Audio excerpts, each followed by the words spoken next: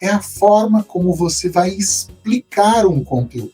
Então, ao invés de você ficar teorizando sobre aquele conteúdo e falando, dando uma palestra, dando uma aula, você pode utilizar N estratégias, pode utilizar jogos, pode utilizar dinâmicas, mas você também pode utilizar essas duas que eu vou te apresentar agora, que é ou fazer perguntas ou utilizar exemplos. E, inclusive, eu gosto de utilizar a palavra por exemplo. Quando eu vou explicar algo, eu digo por exemplo. Por que eu faço isso? Porque já ativa o meu cérebro na busca de um exemplo para explicar aquilo que eu vou apresentar. Quando nós vamos apresentar um conteúdo e você dá um exemplo, você conecta algo que a pessoa já conhece com esse novo conteúdo que ela vai aprender. E isso ajuda no processo de associação e memorização.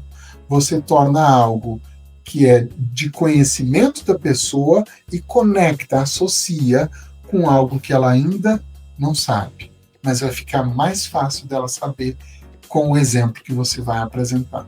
Então, dar exemplos é uma estratégia poderosa para facilitar a aprendizagem, principalmente se você usa exemplos dentro do contexto da realidade de negócio do participante. Então, se é da área de vendas, que os seus exemplos sejam da área de vendas. Mais especificamente, se é a área de vendas de saúde, que você use dentro do contexto de área de vendas de saúde. Ou se é da área de transporte, que você use dentro da área de transporte. Agora, se você não tem um exemplo dentro do contexto do participante, não tem problema. Tem que ser um exemplo dentro da realidade que ele conheça. Então, você tem que falar de um assunto, o seu exemplo tem que ser como base um conteúdo, um assunto que a pessoa saiba. Por exemplo, uma pessoa foi explicar a diferença de inexigibilidade sobre licitações, inexigibilidade dispensa. Aí ela deu um exemplo da compra de uma caixa de fósforo. Ela disse, olha, uma caixa de fósforo, você vai comprar, o valor é tão pequeno que está dispensado a licitação. Aí ela foi falar de inexigibilidade agora. Quando você vai comprar, por exemplo, queimou, você tem um computador Acer e queimou a placa-mãe do seu computador. Você tem que comprar da fábrica Acer, não pode ser de outra fábrica. Então é um caso de inexigibilidade. Ou algo parecido, né? Eu não sou especialista em licitações, estou dando o exemplo que alguém deu. Esse exemplo, a pessoa conectou um conteúdo que é difícil em licitações, que talvez as pessoas não saibam, com um conteúdo que é de conhecimento. Comprar uma caixa de fósforo, comprar uma placa-mãe de um computador. Isso é dar um exemplo fora do contexto de negócio da pessoa, mas dentro do contexto de entendimento. Porque ela sabe o que é isso que você está usando. Elementos que ela conhece.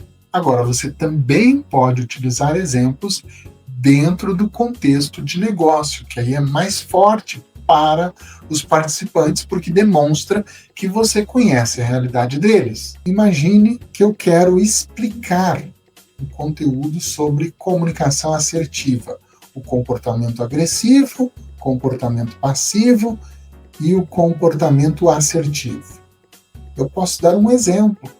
Então imagine uma reunião. Na semana passada, um participante da reunião chegou atrasado. Aí vamos imaginar que o líder tem um comportamento agressivo. Ele pode chegar para a pessoa, você está de brincadeira? O que você pensa que é? São horas de chegar na reunião?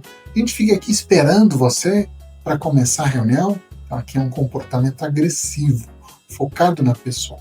Agora um comportamento passivo. A pessoa chegou atrasada, a gente já começou a reunião, mas a gente está nesse ponto, até aguardamos um pouco para você chegar.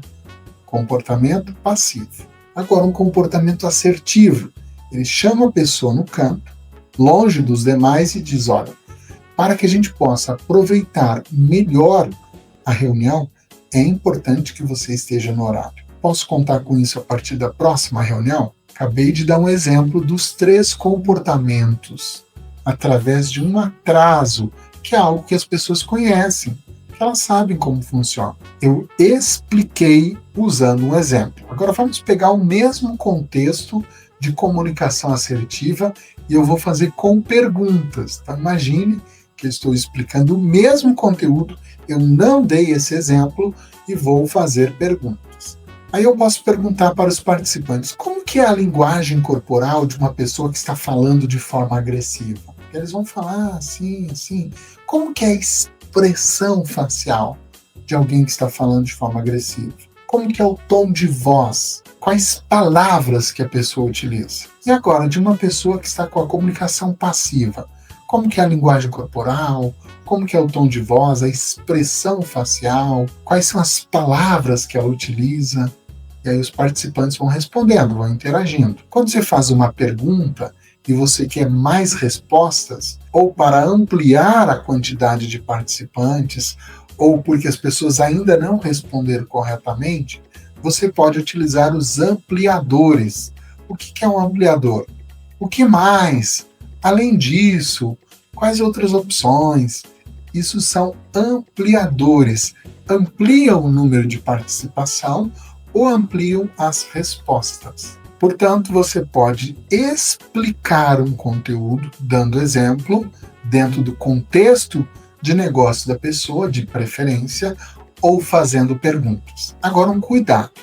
Ao fazer perguntas, você só pode fazer perguntas de um conteúdo que as pessoas já têm conhecimento. E aí você está levando em consideração, de novo, a andragogia, que é o conhecimento prévio dos participantes.